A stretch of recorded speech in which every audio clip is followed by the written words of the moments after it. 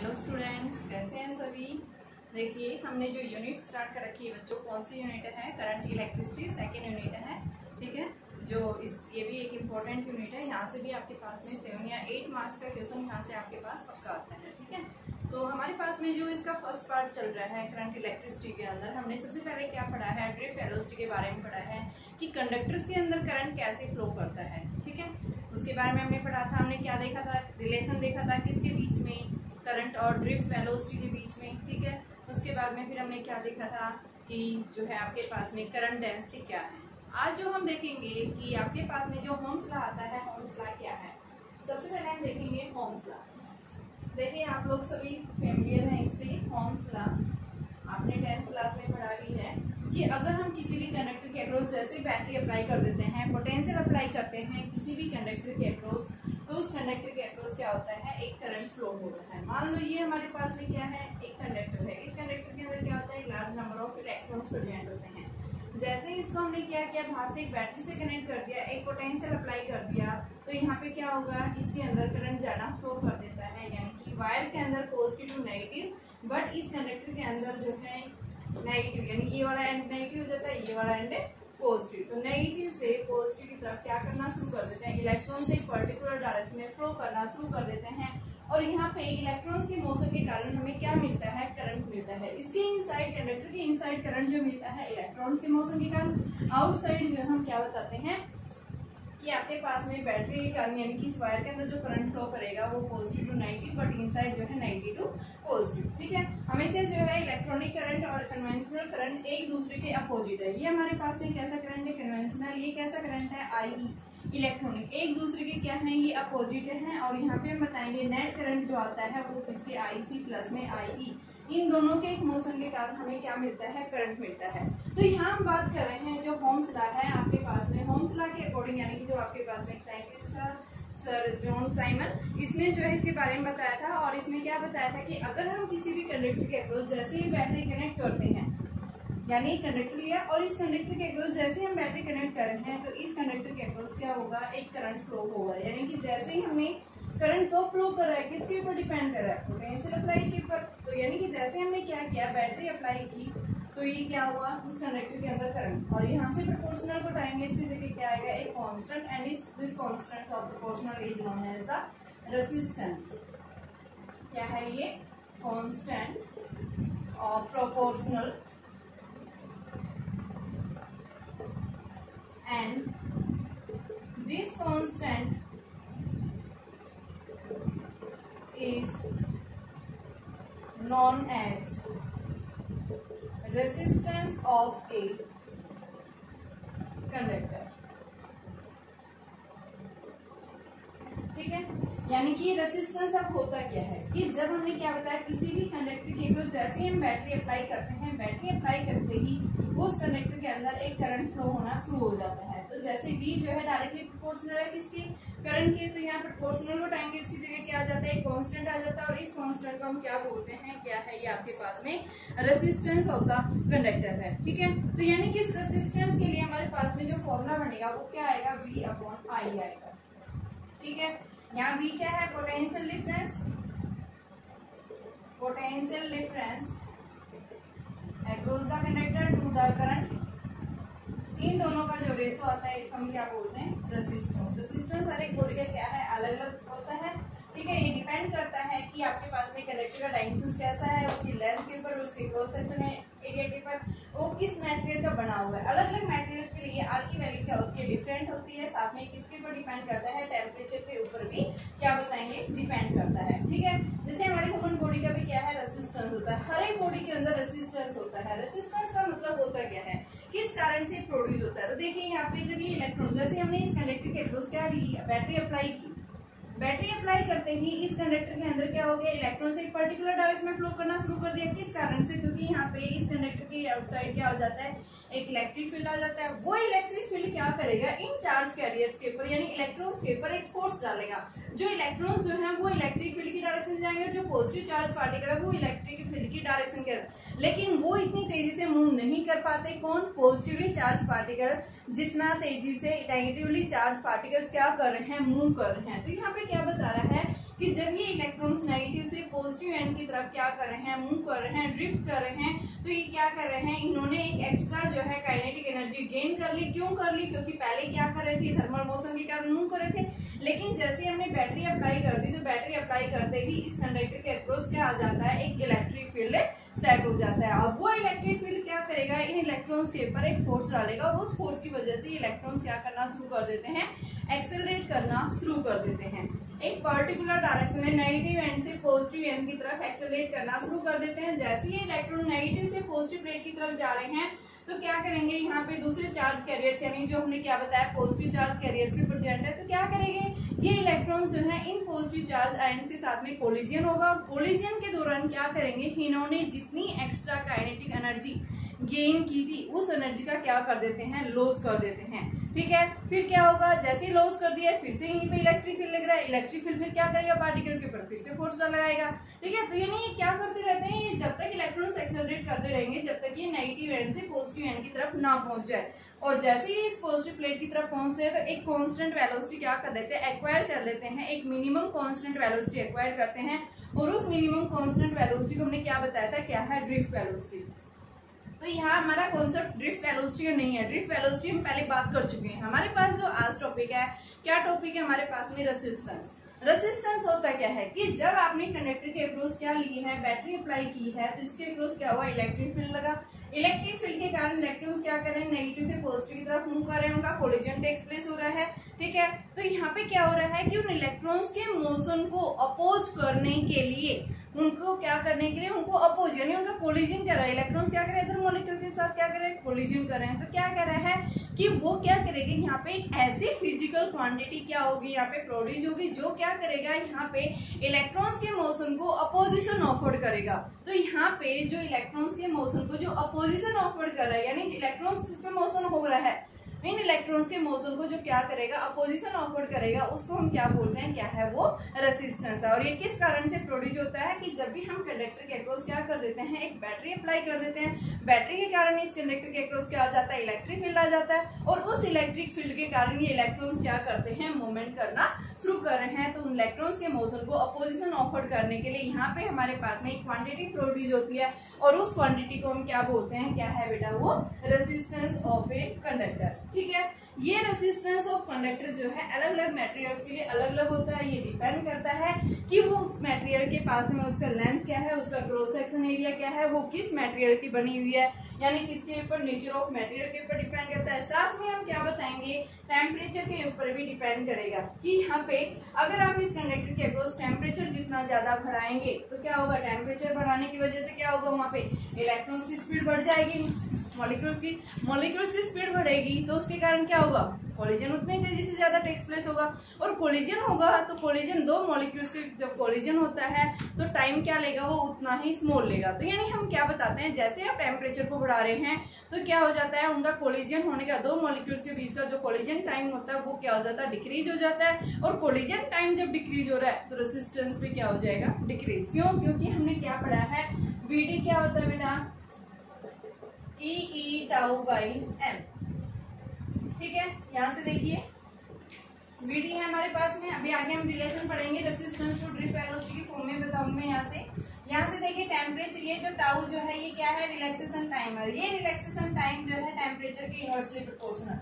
देखिए जितना ज्यादा टेम्परेचर बढ़ाएंगे, जितना ज्यादा हम टेम्परेचर बढ़ाएंगे, टेम्परेचर बढ़ेगा तो क्या होगा, यहाँ पे ये जो रिलैक्सेशन टाइम है, कोलिजन टाइम है, ये क्या हो जाता है, मॉलिक्यूल्स के बीच का रिड्यूस हो जाता है। ठीक है, तो यहाँ पे आगे देखेंगे हम। तो अगर आपसे पूछे ड्रिफ्ट वेलोसिटी के ऊपर क्या इफेक्ट पड़ता है टेम्परेचर का, तो यहाँ पे हम क्या बताएंगे, देखो ये बढ़ रहा है तो ये क्या हो गया, डिक्रीज हो गया, ये डिक्रीज हो तो ड्रिफ्ट वेलोसिटी भी मॉलिक्यूल्स की क्या हो जाएगी, डिक्रीज। ठीक है, तो टेम्परेचर बढ़ाने पर जो ड्रिफ्ट वेलोसिटी जो है मॉलिक्यूल्स की हमेशा क्या हो जाती है, डिक्रीज हो जाती है। और वो किस कारण से डिक्रीज हो रही है उसका रीजन हमने बता दिया है कि क्यों हो रहा है, क्योंकि टेम्परेचर जो है रिलैक्सेशन टाइम के क्या है, इनवर्सली प्रोपोर्शनल है। चलो देखिए अभी हमारे पास में रेसिस्टेंस की बात कर रहे थे, तो रेजिस्टेंस किस कारण से प्रोड्यूस होता है उसका रीजन मैंने बता दिया कि भाई जब भी आप क्या कर रहे हैं, किसी भी कंडक्टर के अक्रॉस जैसे आप बैटरी अप्लाई कर रहे हैं तो उस बैटरी के कारण क्या होगा, वहाँ पे इलेक्ट्रिक फील्ड सेट होगा। उस इलेक्ट्रिक फील्ड क्या करेगा, इलेक्ट्रॉन्स के पर फोर्स अप्लाई करेगा। तो इलेक्ट्रॉन्स क्या करेंगे, इस कंडक्टर के नेगेटिव एंड से पॉजिटिव एंड की तरफ क्या करेंगे, मूवमेंट करेंगे। तो इलेक्ट्रॉन्स के मोशन को अपोजिशन क्या करेगा, अपोज करेगा। तो यहाँ पे एक क्वांटिटी क्या हो जाती है, प्रोड्यूस हो जाती है। और उस क्वांटिटी को हम क्या बोलते हैं, क्या है वो, रेजिस्टेंस है किसका, कंडक्टर का। ठीक है, अब हम क्या बताएंगे, इस रेजिस्टेंस की यूनिट क्या होती है, क्या डायमेंशनल फॉर्मूला होता है, किस तरह का हमें ग्राफ मिलता है इनके बीच में। सबसे देखिए, आपके पास ये ग्राफ दिया हुआ है, ग्राफ हमारे पास में बी और आई के बीच में, दूसरा ग्राफ हमारे पास दिया हुआ है आई और बी के बीच में।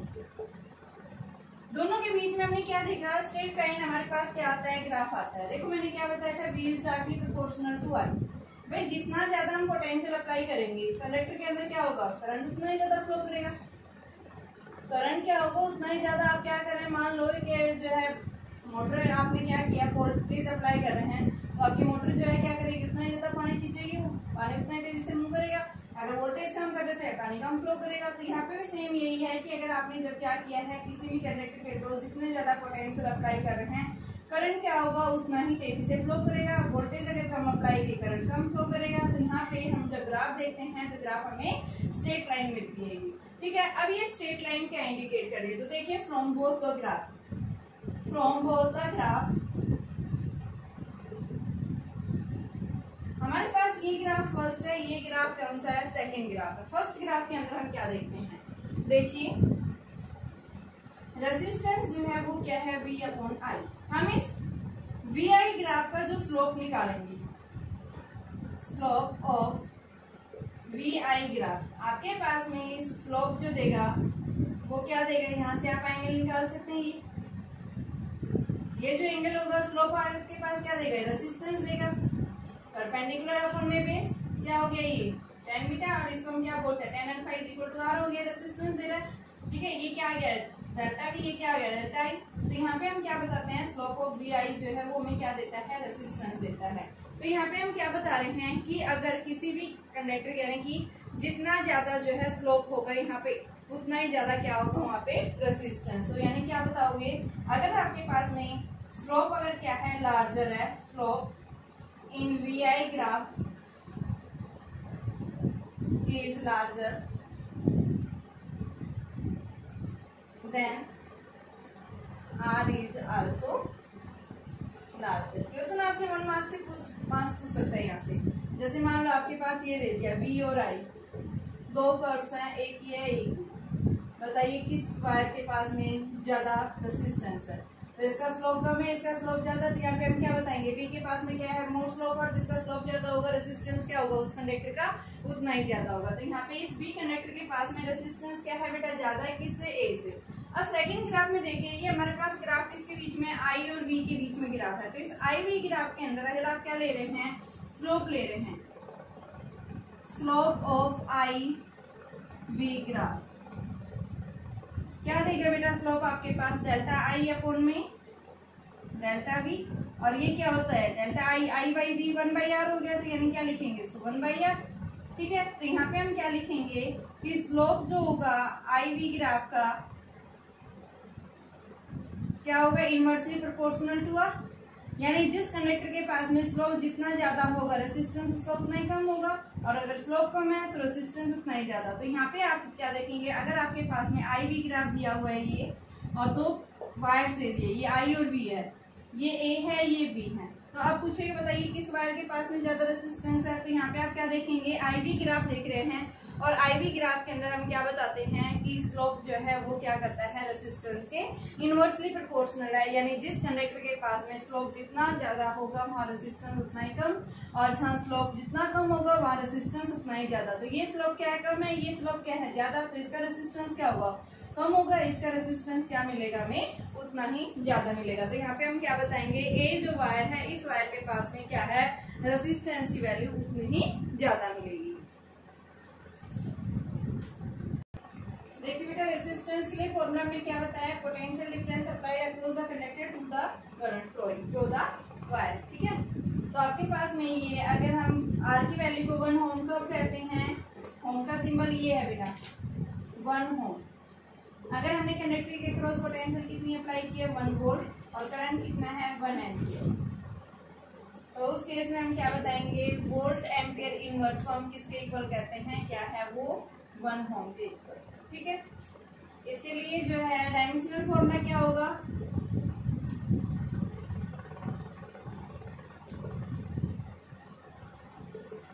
वी क्या है यहाँ पे पोटेंशियल डिफरेंस हमने पढ़ा था V बाई आई है ये, V इज इक्वल टू क्या होता है W बाई क्यू और into I M1L2T minus 2 upon Q I T होता है इंटू आई, तो ये आपके पास में M1L2T माइनस 2 अपॉन में A square T1 M1L2T minus 3 A की पावर माइनस 2, क्या आ गई हमारे पास में डायमेंशनल फॉर्मूला। तो इसकी जो है हम क्या बताएंगे यूनिट जो है क्या है होम है, होम का सिंबल जो है ये सिंबल होता है होम का। ठीक है, और इसका डायमेंशनल फॉर्मूला ये है। ये किन फैक्टर्स के ऊपर डिपेंड करती है, अभी हम क्या देखेंगे किन फैक्टर्स के ऊपर डिपेंड करती है। तो सबसे पहले आप क्या बताएंगे ये किसके ऊपर डिपेंड करती है, डिपेंड्स ऑन आर के लिए रेसिस्टेंस का जो सिंबल होता है बेटा वो ये है। ये क्यों होता है, क्योंकि ये अपोजिशन ऑफर करता है। किसी भी कंडक्टर का जो रेसिस्टेंस होगा इस तरह से आपके पास में जो सिंबल है ये किसका है रेसिस्टेंस का। ठीक है, ऑब्स्ट्रक्शंस जो लाइंस दिखेगी यानी इसका मतलब क्या है वो रेसिस्टेंस है। और ये क्यों ऐसा आ रहा है, क्योंकि ये क्या करता है इलेक्ट्रॉन्स के मोशन को अपोजिशन ऑफर करता है। तो इस वजह से हम क्या लेते हैं ये ऑब्स्ट्रक्शंस का सिंबल लगा देते हैं स्ट्रेट लाइन के ऊपर। ठीक है, अभी देखिए कि कौन कौन से फैक्टर्स के ऊपर रेसिस्टेंस डिपेंड करता है। तो टॉपिक क्या है अभी नेक्स्ट आपके पास में फैक्टर्स अफेक्ट्स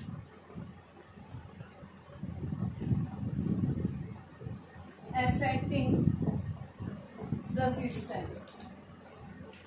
कौन कौन से फैक्टर्स हैं जो रेसिस्टेंस को क्या करते हैं इफेक्ट करते हैं। तो हमारे पास में वो फैक्टर्स जो आएंगे कौन कौन से होंगे। सबसे पहले हम क्या बताएंगे, किसी भी कंडक्टर की जितनी ज्यादा लेंथ होगी, किसी भी कंडक्टर की जितनी ज्यादा लेंथ होगी वहां पे क्या होगा उस कंडक्टर के पास रेसिस्टेंस भी उतना ही ज्यादा होगा। तो फर्स्ट पार्ट मान लो मेरे पास में क्या है ये एक बॉक्स है, इसकी लंबाई क्या है L है। मैंने इसको क्या किया स्ट्रेस किया, तो यहाँ पे मैं क्या कर रही हूँ इसकी लेंथ जो है क्या हो गई है डबल हो जाती है। ठीक है, ये L को मैंने क्या ले लिया 2L ले लिया। तो यहाँ पे हम क्या बताएंगे कि क्या होगा जितनी ज्यादा लेंथ होगी यहाँ पे जैसे हम बैटरी से अप्लाई कर देते हैं तो क्या होगा यहाँ पे करंट उतना ही ज्यादा फ्लो करेगा।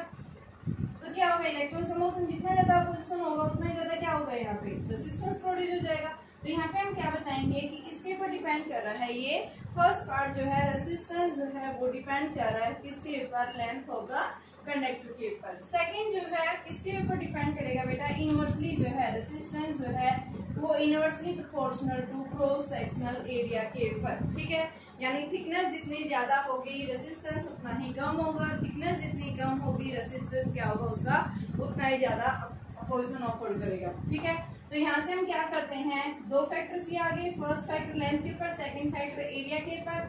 थर्ड फैक्टर हम क्या बताते हैं किसके ऊपर डिपेंड करता है ये नेचर ऑफ मटेरियल के ऊपर डिपेंड करता है।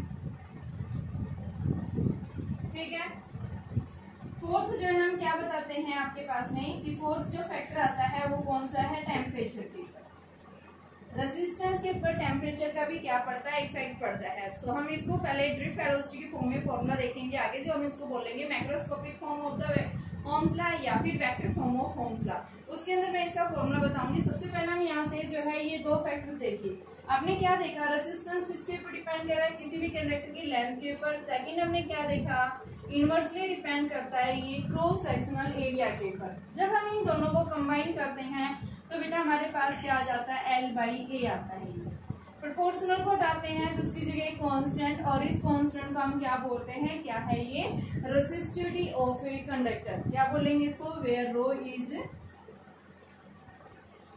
नॉन एज रेसिस्टिविटी ऑफ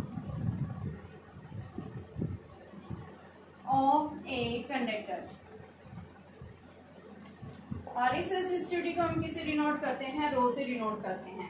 अगर हम क्या लें अगर उस कंडक्टर की लेंथ अगर क्या हो जाए 1 मीटर ले लें, क्रॉस सेक्शन एरिया अगर हम क्या ले लें 1 मीटर स्क्वायर ले लें, तो उस केस में हम रेसिस्टेंस को रेसिस्टिविटी के इक्वल कहेंगे। ठीक है, अब यहाँ पे इस रेसिस्टिविटी की यूनिट जो है किसके इक्वल होगी, तो वहां से आप निकाल सकते हैं रेसिस्टिविटी का जो फॉर्मूला, इसको स्पेसिफिक रेसिस्टेंस भी बोलते हैं। ठीक है, नॉन एज रेसिस्टिविटी या फिर क्या बोलेंगे स्पेसिफिक रेसिस्टेंस।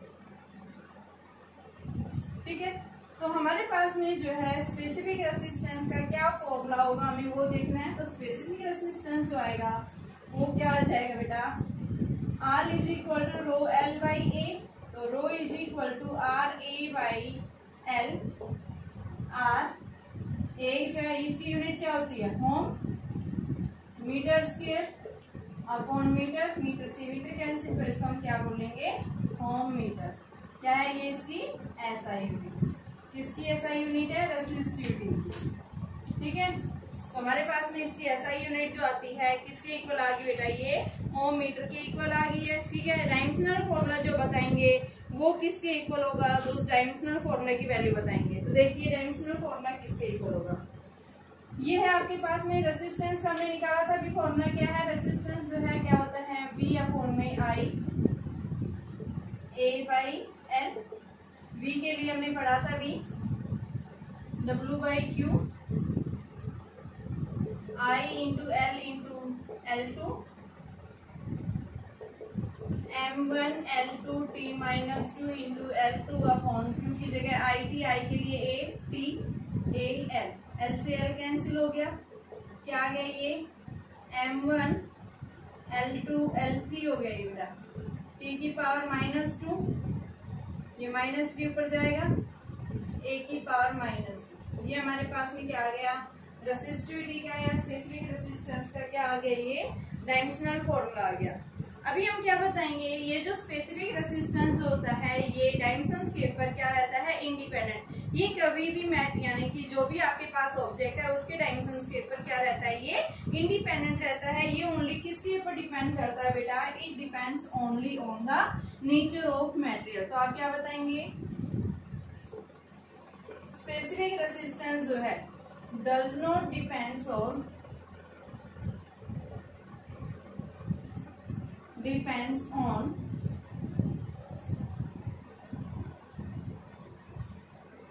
किसके ऊपर डिपेंड नहीं करता, ये dimensions of the object. Dimensions का मतलब क्या है भाई, लेंथ है आपके पास में, एरिया है, इनके ऊपर क्या रहता है, ये इंडिपेंडेंट। वॉल्यूम है, इनके ऊपर क्या रहता है, ये इंडिपेंडेंट। किसके ऊपर डिपेंड करता है, ये depends only on temperature and nature of material के ऊपर क्या करता है, ये डिपेंड करता है। ठीक है, डायमेंशंस के ऊपर क्या रहेगा, ये रिमेन्स अनअफेक्टेड रहेगा, रिमेन्स इंडिपेंडेंट रहेगा। ठीक है, और रेसिस्टिविटी के क्या होता है, ये डायरेक्टली प्रोपोर्शनल होता है। ठीक है, वो हम देखेंगे आगे मैं कैसे क्या निकालूंगी फॉर्मूला। तो सबसे पहले आप 1 बाई 1 करते चलिए इनको। अभी आता है हमारे पास में, नेक्स्ट आता है, देखो हमने क्या पढ़ा है, होम्स लॉ पढ़ा है। होम्स लॉ के बाद में मैंने ग्राफ बताए हैं, ग्राफ के बाद में मैंने क्या बताया है, यहाँ पे ये किन किन फैक्टर्स के ऊपर डिपेंड कर रहे हैं। फिर यहाँ से हमने क्या पढ़ा है, स्पेसिफिक रेसिस्टेंस या फिर रेसिस्टिविटी जो है वो क्या होती है। ठीक है, अभी आ जाओ आप नेक्स्ट जो है कंडक्टेंस और कंडक्टिविटी क्या होती है। सबसे पहले ये छोटे छोटे डेफिनेशंस हैं जो हमें बताना चाहिए, कंडक्टेंस एंड कंडक्टिविटी। कंडक्टेंस जो है क्या है, रेसिप्रोकल ऑफ द, जी से इसको डिनोट करते हैं, कई बुक्स में इसको एस से भी दिखा रखा है बेटा। तो जी इज इक्वल टू रेसिस्टेंस का जो रेसिप्रोकल होता है क्या कहलाता है, कंडक्टेंस, और जो रेसिस्टिविटी का जो रेसिप्रोकल होता है वो क्या कहलाएगा, कंडक्टिविटी। ठीक है, तो यहाँ से आपके पास इसकी यूनिट क्या बन गई,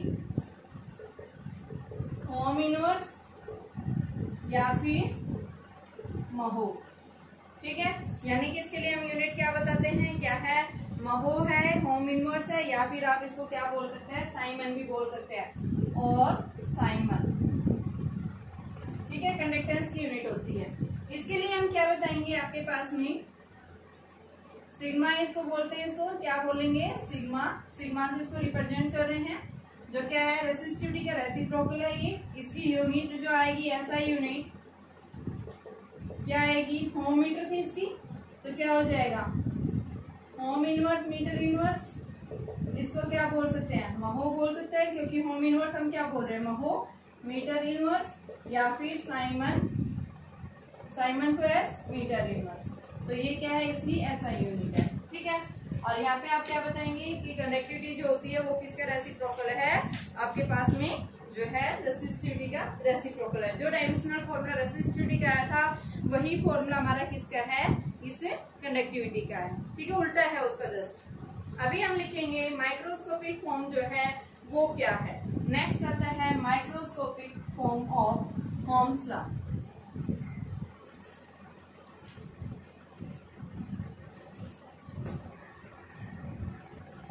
देखिए बेटा, microscopic form of Ohm's law या फिर वेक्टर फॉर्म क्या होगी, वेक्टर फॉर्म ऑफ